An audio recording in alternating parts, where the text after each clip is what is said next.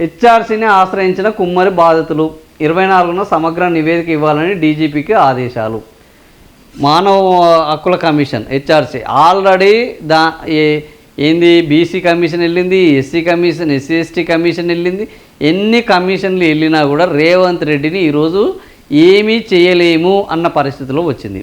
రేవంత్ రెడ్డినే కాదు, రేవంత్ రెడ్డి బలం చూసుకొని, రేవంత్ రెడ్డి అధికారం చూసుకొని అహంకారంతో విర్రవీగి 2 నెలల పాప పసి కందని చూడకుండా వాడు కాలుతో తన్నిన నీచుడు ఉన్నాడు చూసినవా, వాడిని కూడా ఈ రాష్ట్రంలో ఏమీ చేయలేమని ఈ కుమ్మరి సంఘటన మనకు తెలియజేస్తుంది.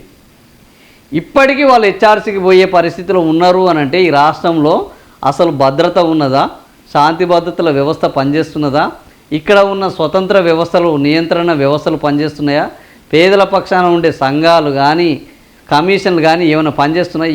ఏది పనిచేయట్లేదు. ఆ 2 నెలల పసిపాప తల్లి యొక్క ఆవేదనను ఎవ్వడు తీర్చలేడు.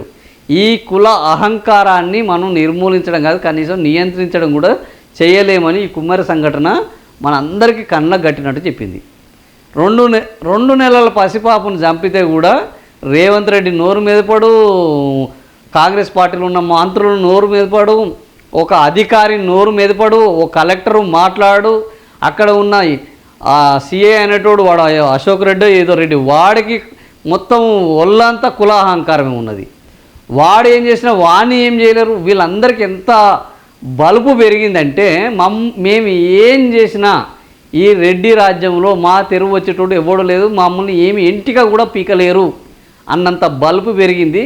మరి ఈ బలుపు ఎప్పుడు తగ్గుతుందో ఎట్లా తగ్గుతుందో చూడాల్సిందే.